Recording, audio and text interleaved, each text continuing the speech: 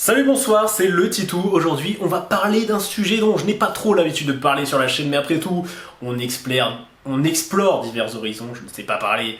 Bref, on va parler de football. Vous allez me dire, j'ai déjà parlé de football une fois sur la chaîne quand j'ai fait les pronostics de l'Euro et que j'ai réussi d'ailleurs tous les pronostics. On en parle si peu, mais voilà, c'était quand même une grande masterclass de ma part. Si vous avez loupé la vidéo, elle s'affiche bien évidemment. En même temps que je parle, je suis professionnel, que voulez-vous. Bref, je m'égare, pardon. On va parler de la Kings League. Alors, qu'est-ce que c'est la Kings League pour ceux qui n'ont pas suivi? C'est un tournoi de football organisé par Gérard Piqué. Gérard Piqué, ancien footballeur international espagnol. Et c'est un tournoi de foot pas vraiment comme les autres, puisqu'il y a plein de règles un petit peu cheloues. Ça ressemble plus à du futsal qu'à du foot à peu près, donc sur des petits terrains. Au début, c'est que un contre un, puis toutes les minutes, il y a un nouveau joueur qui rentre, par exemple. Le problème étant que ça, on va en parler pour ceux qui suivent un petit peu la Kings League. Donc, avant de faire la Kings World Cup, le sujet de la vidéo dont on va parler aujourd'hui, avant de faire donc cette Coupe du Monde, ils ont fait une ligue en Espagne et une ligue en Amérique latine. Et donc, les équipes s'affrontaient. Depuis 2 ans, ils jouent à ce format, etc. Et là, ils ont voulu faire plus grand avec la Coupe du Monde en invitant notamment la France de Amine Mathieu, le célèbre streamer, et plein d'autres pays, voilà. Mais au final, ils ont invité pas tant que ça de pays, je trouve. En fait, le truc, c'est qu'ils ont voulu faire la Coupe du Monde, donc en invitant plein de pays européens, asiatiques, etc.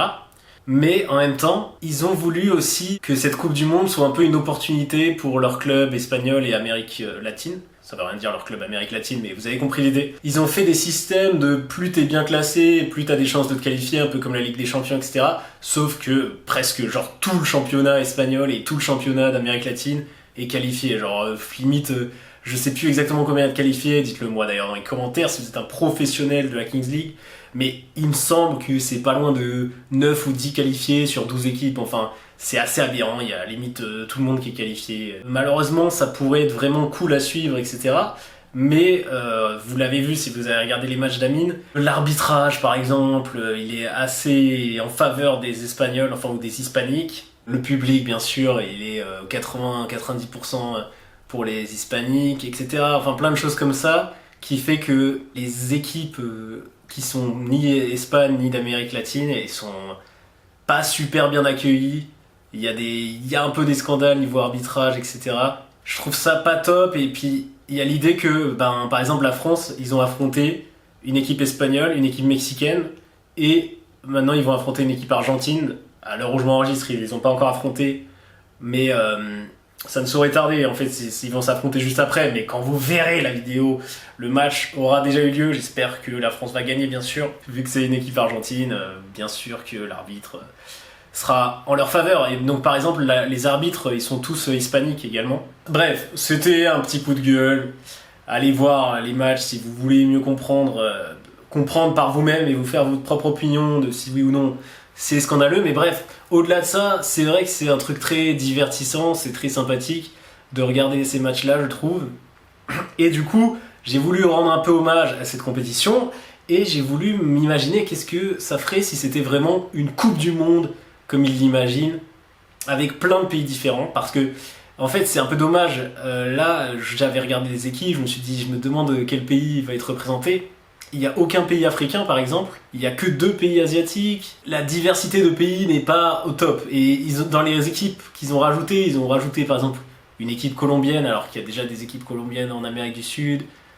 Il y a 2 équipes pour le Brésil, enfin voilà. Je vais essayer de quand même rester fidèle dans un premier temps à ce qu'ils ont voulu faire avec un peu un système de qualification pour la Coupe du Monde. Et du coup, vu que la Ligue espagnole, etc., elle est relevée, je vais quand même donner une place, entre guillemets, dans ma Coupe du Monde aux 3 meilleures équipes espagnoles. Et alors, à l'époque, juste avant la Coupe du Monde, c'était donc le Porcinos FC, le Anquiladores FC et le El Barrio. Notamment, la première équipe que j'ai citée, c'est l'équipe de Ibai, le célèbre streamer espagnol. En fait, ouais, à chaque fois, ce qui est intéressant, c'est que du coup, il y a un streamer ou une star d'internet qui est un peu le président de l'équipe. Et il y a des anciens joueurs, des anciennes légendes du football qui sont avec eux en joueurs bonus. Et après, il y a plein d'autres joueurs qui sont des très bons joueurs, mais qui n'ont pas de contrat pro. Donc ça peut être des anciens pros, des mecs qui enfin qui sont en transition dans leur carrière ou peu importe. Et voilà, il y a quand même du bon niveau. Pareil, dans la Ligue d'Amérique latine, j'ai voulu aussi accorder une place à certains clubs. Je vais accorder une place dans cette Coupe du Monde aux 4 meilleurs clubs. Il y aura une place de plus que les Espagnols puisque ils représentent des pays différents. Ici, le premier, le Real Titan. D'ailleurs, j'aime beaucoup les Titans personnellement. Donc le Real Titan est une équipe chilienne, la deuxième équipe c'est une équipe mexicaine, la troisième une équipe uruguayenne et enfin la quatrième une équipe colombienne. J'ai d'ailleurs enlevé l'équipe du coup colombienne qu'ils avaient rajoutée en plus puisque bon voilà, 2 équipes colombiennes ça fait beaucoup là non? D'ailleurs surtout qu'ils n'ont pas été très performants les Colombiens.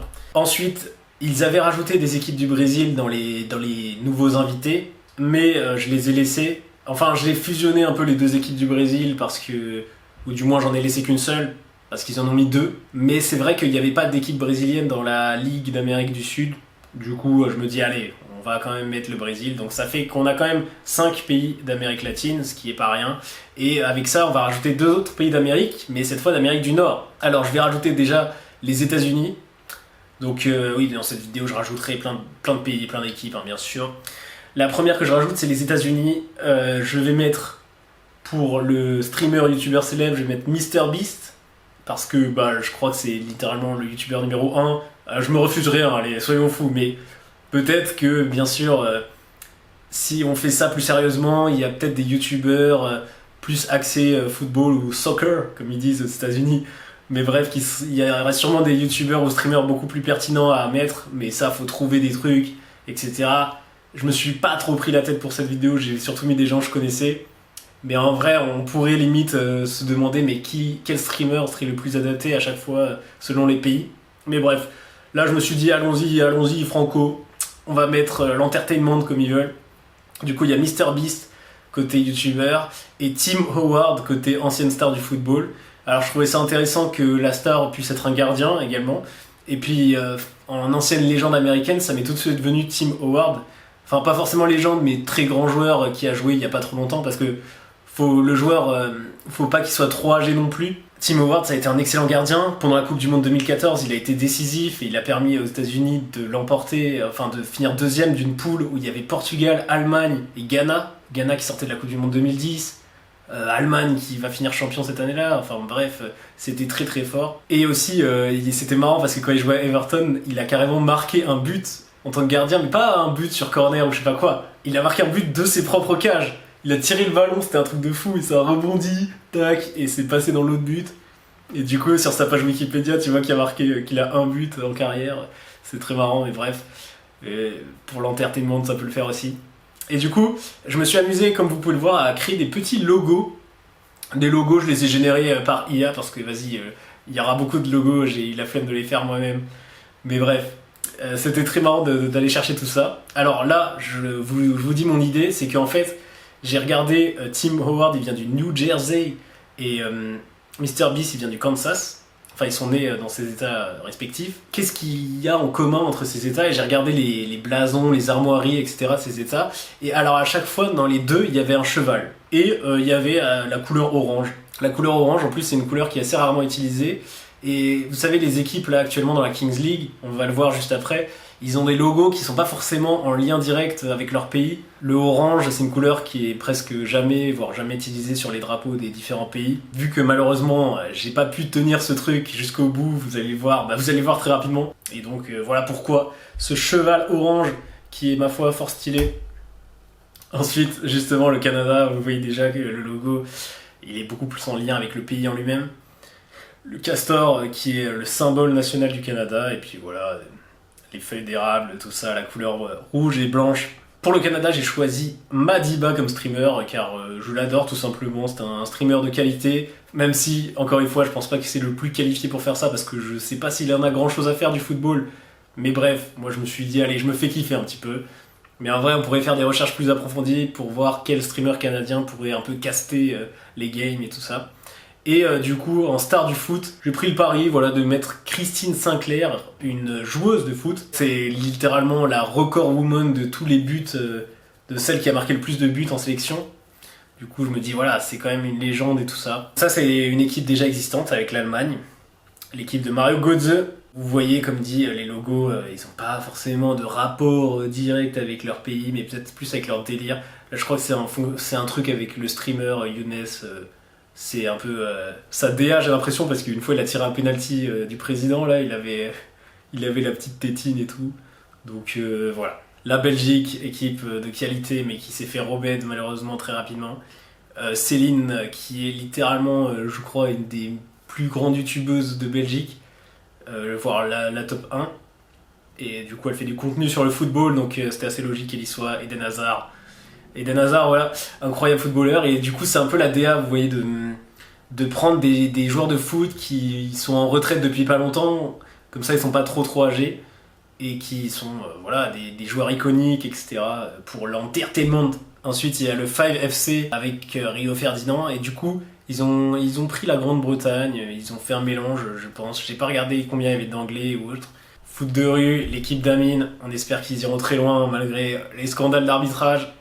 Mais voilà, du coup, il y a Samir Nasri, il y a Jérémy Ménez, notamment dans les joueurs, les anciennes légendes. Et puis il y a plein de nouveaux joueurs qui sont très chauds en vrai. Il y a du niveau et leurs matchs sont super divertissants. À chaque fois, il y a des remontadas de fou dans leurs matchs, ça fait des scores de fou. Allez voir ça sur Amine Mathieu VOD, tout simplement si vous êtes intéressé par les matchs. Moi, je les ai kiffés, j'ai kiffé les voir en tout cas. Ensuite, l'Italie. Pareil, il y a Francesco Totti. Là, il est vraiment dans la Kings World Cup. Ça, c'est pas une équipe que j'ai rajoutée. J'ai pris les équipes déjà existantes et j'ai rajouté moi-même des équipes. Pareil pour la Turquie. J'adore leur logo, la Turquie. Et il y a Arda Turan et tout ça.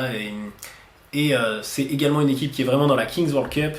Pareil pour l'Ukraine. Ukraine qui s'est fait un peu démonter là-bas. Malheureusement, il y a Shevchenko, mais voilà, il est plus à son prime. Ensuite, j'ai rajouté, du coup, moi-même quelques équipes européennes après tout ça. Parce qu'en fait, là, c'est les seules équipes européennes qu'il y a dans la ligue, quoi. À part les équipes espagnoles, bien sûr, mais bon, ça compte pas trop. Du coup, voilà, j'ai rajouté la Suède, tout simplement, c'était le choix le plus logique en premier, puisque en fait, Zlatan Ibrahimovic est vraiment, je crois, le président de la Coupe du Monde, de la Kings World Cup. Mais je me dis, vas-y, pourquoi pas faire une équipe de Suède? Peut-être qu'il a eu la flemme de trouver des pépites suédoises, je sais pas. Quitte à rajouter des équipes d'autres pays, la Suède me paraît logique. Et du coup, pareil, pour la même raison que MrBeast, j'ai mis PewDiePie, parce que vas-y, c'est une superstar suédoise. Peut-être qu'il sera talentueux pour caster ses games, etc. Mais bien sûr, en Suède, il y a sûrement des youtubeurs, plus contenu foot, etc. Ensuite, le Portugal, je peux pas encore mettre Ronaldo, puisqu'il a pas fini sa carrière, même si ça ne saurait tarder. Mais du coup, on va mettre Luis Figo, véritable légende du Portugal. Et comme youtubeur streamer, j'ai mis le Pedro, qui est littéralement mon meilleur pote. Voilà, je le pistonne un petit peu. Allez, mais pour l'instant, vas-y, c'est que de la fiction, mais un jour, vous verrez, on sera les représentants de la France et du Portugal à des événements de fou malade. Mais vas-y, pour l'instant, on a des petites chaînes. N'hésitez pas à voir sa chaîne, elle est très sympathique.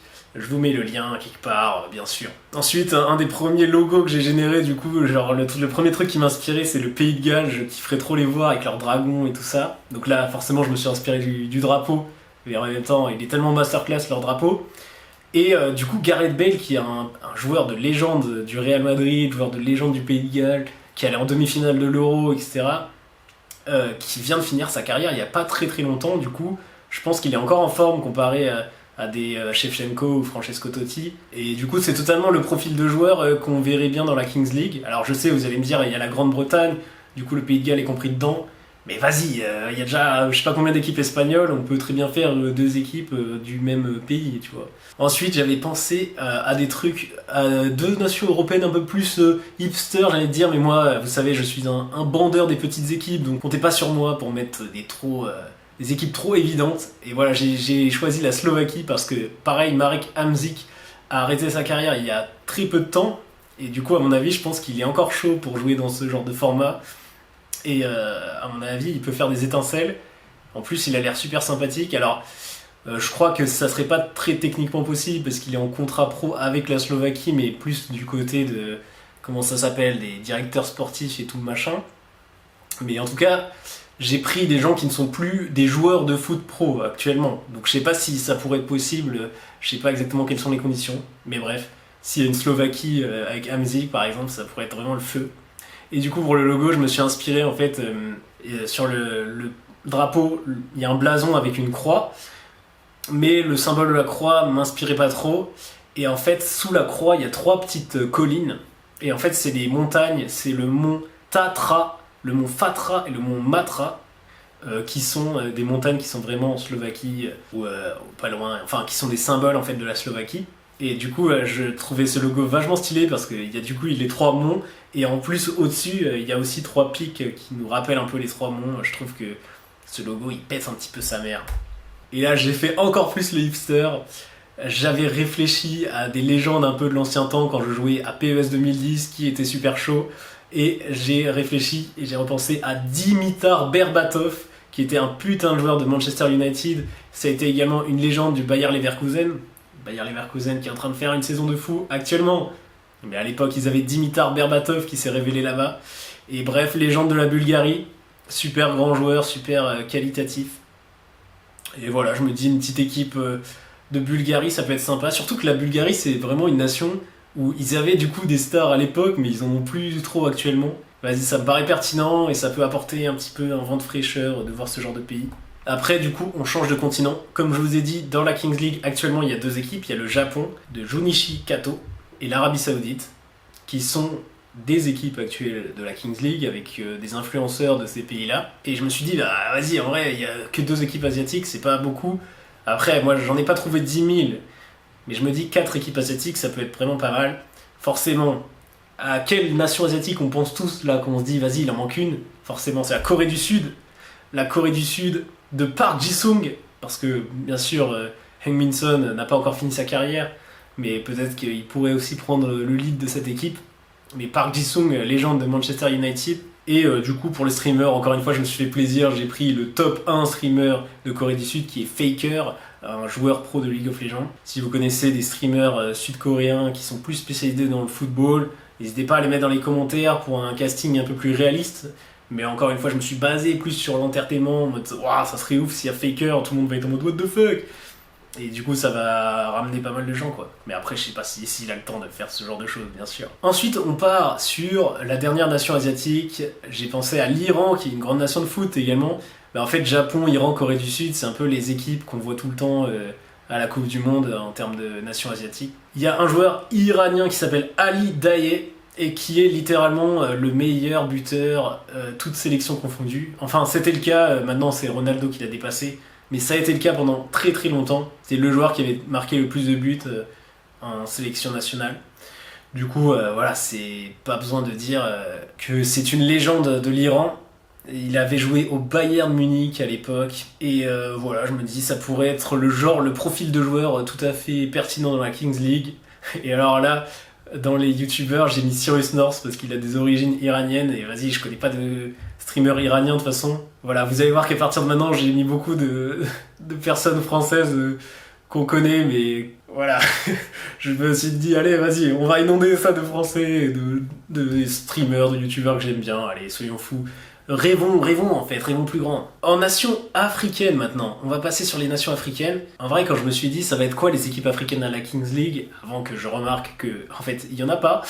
Je me suis dit, mais en vrai, la Côte d'Ivoire, c'est la première idée qui me vient en tête. Ça me paraît le plus pertinent parce que il faut surtout une ancienne légende, un ancien footballeur de légende pour faire cette équipe. Et Didier Drogba, c'est vraiment parmi les anciens footballeurs, c'est THE légende africaine. Ça me paraissait très logique et en plus la Côte d'Ivoire, à mon avis, ils ont beaucoup de ressources, ils ont beaucoup de potentiel de faire venir des joueurs inconnus qui pourraient être vraiment super performants. J'ai rajouté Joël Postbad pour la petite histoire parce que vous savez, il était une fois, enfin il y avait Zach Nani qui était invité à Popcorn et il y avait Didier Drogba là-bas et il lui avait demandé de faire une dédicace à Joël et tout, et du coup Joël étant d'origine ivoirienne, il était comme un fou, etc. Et du coup il admire Didier Drogba de ouf.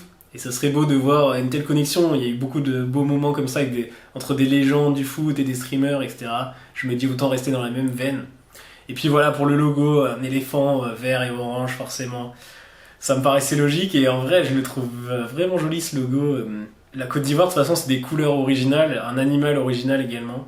Donc je me suis dit, vas-y, on va faire simple. On va faire simple pour ce logo-là. Ensuite, je parlais de Zach Nani juste avant, et ben on va le mettre en streamer du Maroc, puisqu'il est d'origine marocaine, il le dit souvent dans ses vidéos, et on va mettre Mehdi Benassia, En vrai, c'est le mec auquel j'ai pensé directement quand j'ai pensé au Maroc, aux anciens joueurs marocains. Et puis c'est un peu original aussi d'avoir des défenseurs comme joueurs stars d'une équipe. Et voilà, je sais pas si c'est la plus grande légende marocaine de ceux qui ont arrêté leur carrière récemment. Dites-le moi peut-être dans les commentaires si j'ai oublié quelqu'un, mais je sais pas, j'ai directement pensé à Mehdi Benassia. Je pense que ça peut être un choix assez pertinent. Et puis, du coup, pour le logo, j'ai pensé, voilà, les lions de l'Atlas, le surnom du Maroc, avec les couleurs vertes et rouges du Maroc. Et du coup, l'Atlas, je savais pas, mais c'est la chaîne de montagnes qui est au Maroc. Et du coup, j'ai voulu mettre des montagnes sur un lion qui est par-dessus les montagnes, tu vois, ça fait un petit peu stylé. Ensuite, qui dit Drogba pour la Côte d'Ivoire, dit forcément Eto'o pour le Cameroun. Samuel Eto'o, véritable légende également du Cameroun. Après lui, pareil, il est à la tête de la fédération du Cameroun, donc je sais pas si techniquement il aurait le droit de venir à la Kings League, je suis pas sûr, parce que tous les gens qui sont un peu dans le truc de la FIFA, à mon avis, ils peuvent pas trop les choper. Mais bref, un Cameroun avec Eto'o, vas-y, moi je m'autorise un peu tout dans cette vidéo, vous l'avez bien compris.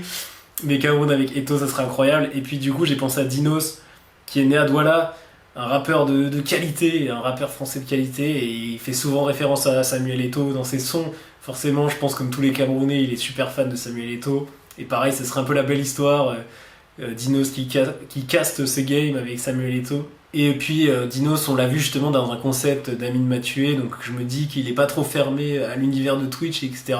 Donc je me dis, allez, en vrai, pourquoi pas, ça peut être intéressant. Pour le logo, je suis parti un peu sur un lion. J'ai gardé uniquement la couleur jaune et pas trop les autres couleurs pour pas faire trop de références au drapeau. Mais en même temps, vous savez, quand... Bah d'ailleurs, là, on le voit sur l'image de Samuel Eto'o, mais quand les Camerounais, ils jouent en vert, mais le lion, sur leur maillot, il est jaune. Du coup, je me suis dit, allez, on va faire un logo full jaune et noir pour changer un petit peu. Ensuite, j'ai pensé au Ghana. Là, j'ai plus d'idées de streamer, désolé. Mais d'ailleurs, si vous en avez une, n'hésitez pas à me le dire, hein, bien sûr. Michael Essien, forcément légende du Ghana. Il est pas si vieux que ça également. Et voilà, logo, les Black Stars, une étoile de fou en noir, etc. Mais j'ai cherché sur Google et j'ai vu que l'équipe des U20 du Ghana, il s'appelait les Black Meteor. Et du coup, j'ai voulu faire une référence, une DA un peu espace, un peu galaxie. Et du coup, on voit un petit peu ce côté météore en plus de l'étoile. Donc, je trouve ce logo vraiment intéressant en fait. Également, j'ai pensé au Nigeria, qui est une très très grande nation de foot. JJ Okocha, une ancienne légende du foot nigérien, il avait été transféré au PSG à l'époque. Et je crois que ça a été le transfert record de toute l'histoire du football pendant pas mal de temps. Mais après, vous connaissez l'histoire, après les records, ils ont été dépassés chaque année. Mais à l'époque, lui, il est resté record pendant pas mal de temps. Et bref, c'était un joueur nigérian hyper fort. Il est très légitime à représenter une équipe du Nigeria de ce genre de format, tout simplement. Et enfin, j'ai rajouté une nation africaine, encore une fois un peu dans le délire hipster. Je me suis dit, allez, je vais rajouter un petit pays. J'ai pensé à un petit pays avec une grande star. Et ben, tout simplement, j'ai pensé à Emmanuel Adebayor du Togo. Et voilà, c'était un putain de joueur et vraiment, il a littéralement mis le Togo sur la carte du foot. Et il avait même emmené le Togo à la Coupe du Monde une fois et il nous avait... il faut que je vérifie, mais je crois qu'il nous avait affronté. Pour le logo, j'ai vu que sur les armoiries du Togo, il y avait 2 lions rouges qui étaient dos à dos. Et du coup, j'ai opté pour ce logo. J'ai voulu prendre que le rouge par rapport à cette référence-là. Et je me disais que par exemple, Togo, Cameroun, etc., ça faisait beaucoup de logos rouge, vert et jaune. Et du coup, c'était plus intéressant d'axer ça sur une seule couleur. Et bref, je vous laisse avec un affichage là qui va s'afficher sans doute au-dessus de moi avec toutes les équipes. Regardez, ça pourrait donner vraiment un truc de fou. Là, on a des pays africains, on a des pays asiatiques, on a des pays européens, des pays américains. Il y a vraiment de tout. Et ça ferait un peu moins de Espagne contre Amérique du Sud, machin. Parce qu'en fait, surtout que maintenant, les équipes invitées, enfin à l'image de l'équipe de France, bah du coup ils affrontent que des équipes hispaniques ou sud-américaines. Et vas-y, c'est un peu relou, ça serait sympa de rencontrer des pays d'un peu tous les continents.